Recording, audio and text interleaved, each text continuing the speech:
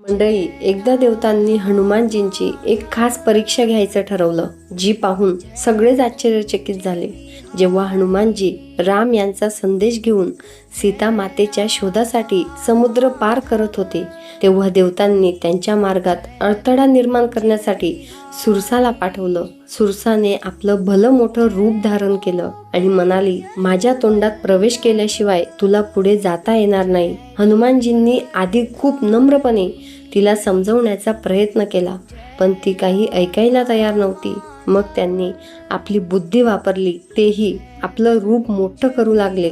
हे पाहून सुरसा अजून तोंड उघडू लागले आणि अचानक हनुमानजींनी क्षणार्धात खूप छोटं रूप घेतलं आणि पटकन तिच्या तोंडात जाऊन बाहेर आले. त्यानंतर त्यांनी नम्रपणे हात जोडून सांगितलं, मी तुझी अट पूर्ण केली आहे, आता मला जाऊ दे.